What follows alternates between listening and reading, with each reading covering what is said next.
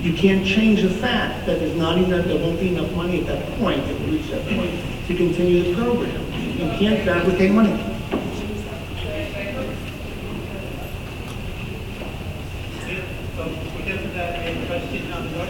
That's a legal question that I won't touch right now. I don't know if that would solve the problem.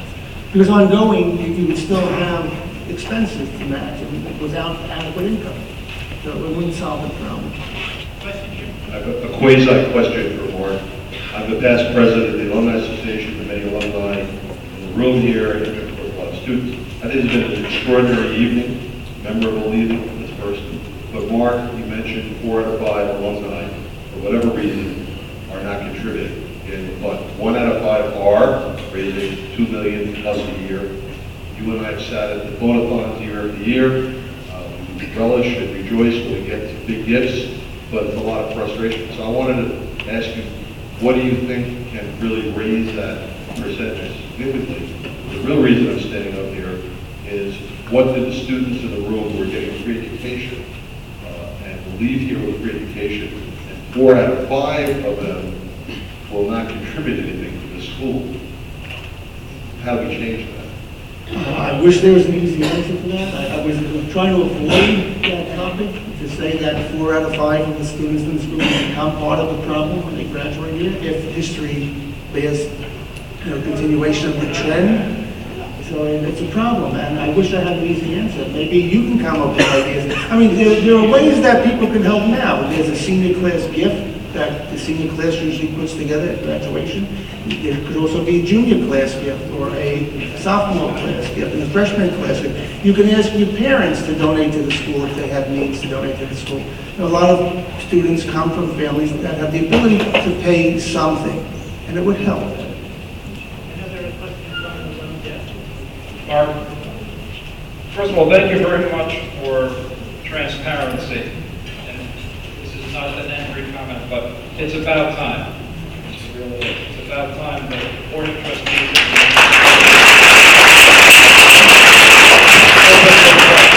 My question to you, Jamshed's committee is titled the Revenue Task Force.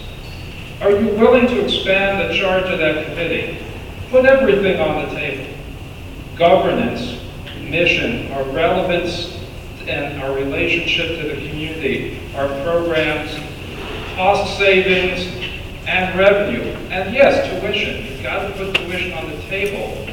But I think if you put everything down on the table, we're all going to pick up a hammer, a brick, a broken piece of concrete from 51 Astor Place, and smash that word tuition into little atoms so we never have to look at it again for the next one.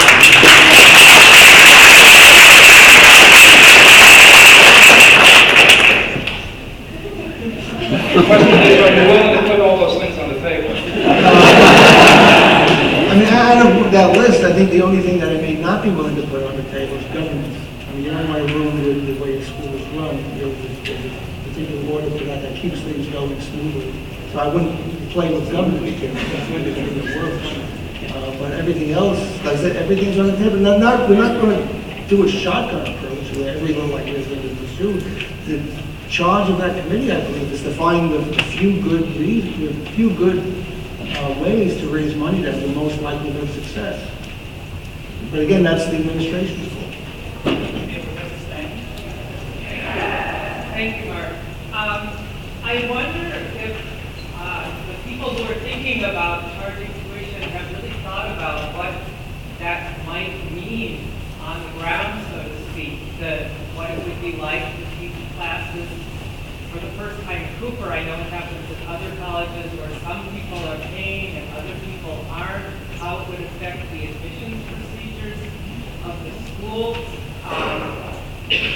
On and on. There's so many changes that would be involved, and I think it would involve a certain expenditure in terms of expertise and getting everybody up to speed to make it happen. And I haven't heard much in the discussion about this that considers those facts, which makes me even stronger in sort of saying the second part of what I want to say, which is that I really do think that we need to have as much transparency in Cooper community discussion of what is on the table as possible. I mean, you said something about something being not even your goal, but what about other people's goals? I mean, I think we need a lot more talking to each other, a lot more conversation over possibly contestable goals.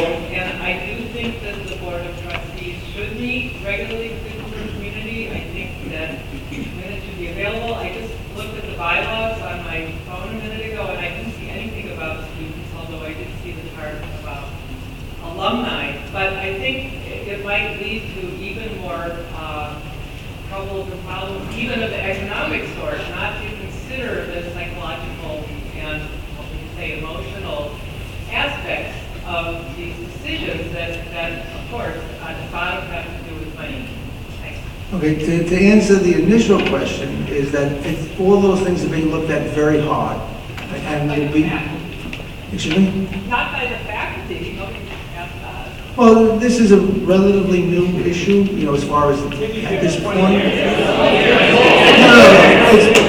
it's been always on the table and discussed, but pushed aside, and now it's becoming more of a potential reality that has to be looked at, because we've run out of other rabbits to pull out of the hat. We have no other assets that we can sell to raise money, and to just keep spending down the endowment is a losing battle. So the question was, are we looking at it hard? Yes, we're looking at it hard, and it's going to be looked at even harder because we're waiting to hear, like I said, outside consultants are being consulted with to see what it would entail, to see what the possibilities are. It's in its infancy, and again, it's not a foregone conclusion, okay, but it's being looked at. And responsibly, we have to.